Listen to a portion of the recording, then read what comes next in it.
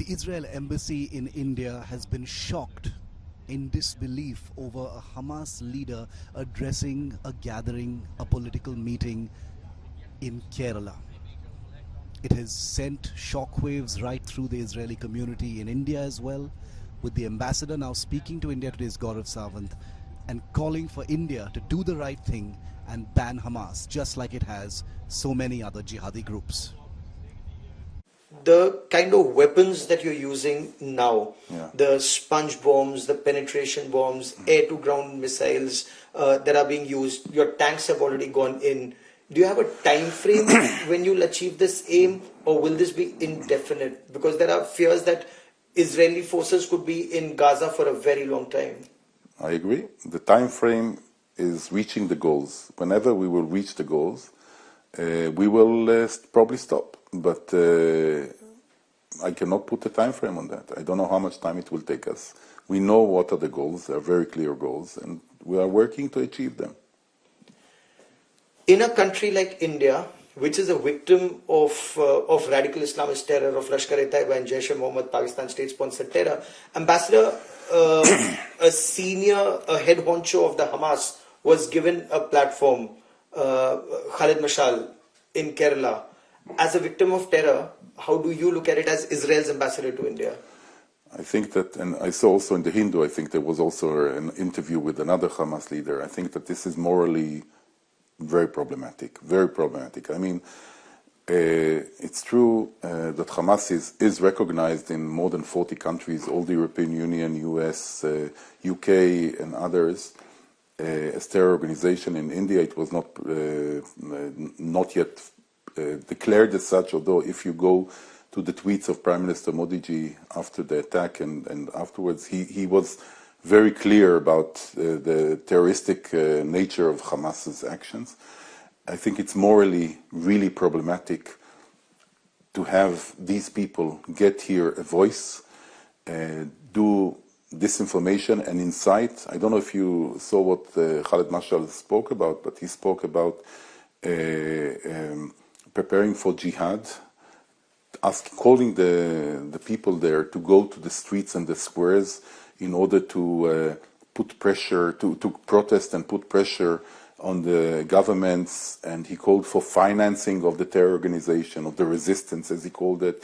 So when you look at it, this incitement, I think it's really bad. Why does anyone want to give this brutal terror, ISIS-like organization the voice on and to speak to Indian people, to spread their hate? I think it's a huge mistake. Why do you think it's happening? What's your assessment? I cannot say why it's happening. I think that people are, whoever saw what happened on October 7th, the brutality, the videos that came out, the pictures, and is still speaking to Hamas as if they are a legitimate organization, I think this is already a huge, huge problem. They should be delegitimized. Does anyone want to go and wanted in the past to go and speak to Osama bin Laden to understand his views or why he was doing the atrocities, why he brought down the Twin Towers? It's terrible. It's terrible that anyone after raping and cutting, beheading babies and torturing people, that you can still speak to them and give them the microphone to speak to anyone. Is the world divided, and is this a cause for concern in Israel's war against Hamas? For the simple reason that many consider what happened on the 7th of October on one side, they're saying, yes, even if that was wrong, what Israel is doing with babies dying in Gaza Strip and with women dying at the Gaza Strip, two wrongs don't make a right, Ambassador. So I think that it's so awkward, so unright, so to compare a brutal attack in the morning of a Jewish holiday on Saturday in the homes of people when they were sleeping in beds, go and brutally, it's not only killing, it's also torturing, it's also many, many other things.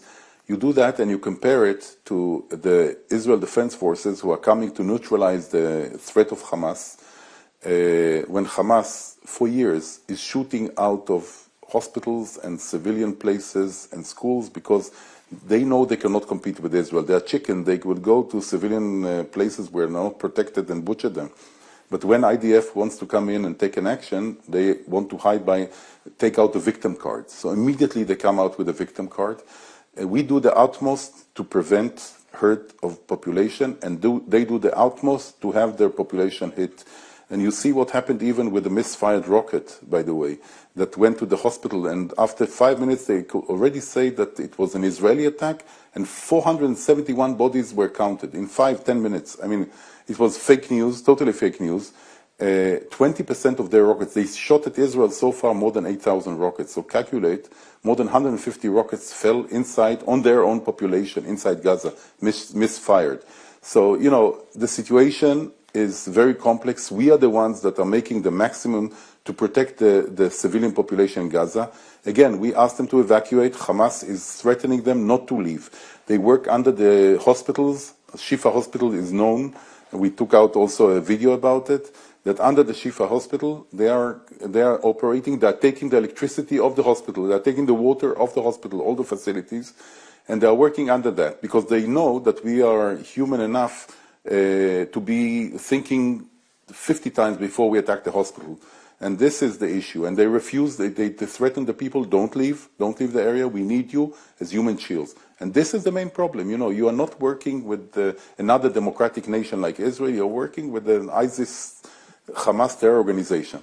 So will your ground forces have to go inside tunnels, and does that mean more losses of life for you?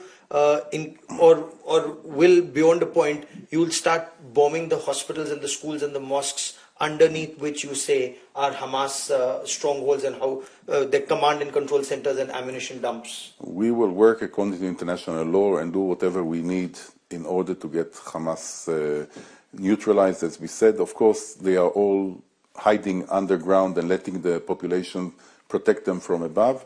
I don't know tactics, if we go into tunnels or we have other means, we will find the right means.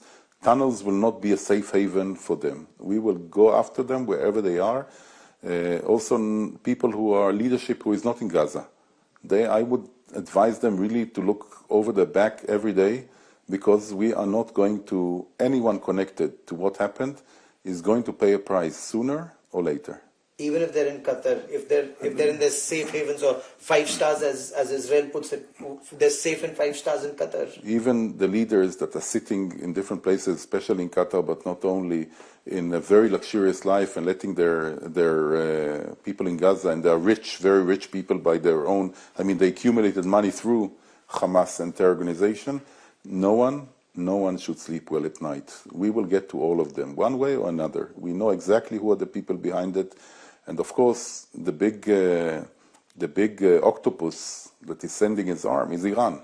So if we look at it, Iran is the main instigator of whatever we see, because it's not Iran was arming, training, equipping Hamas and financing Hamas for years, and that was known.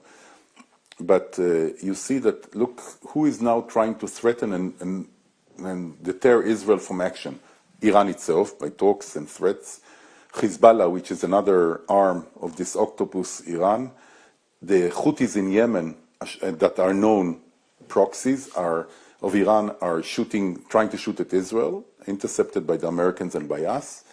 From Syria, also, Shiite groups. So the Iranians are the ones masterminding all of that, and one has to remember what is the head of the octopus, or the snake in this case, and we will find a way for having everyone pay their dues when it comes to it.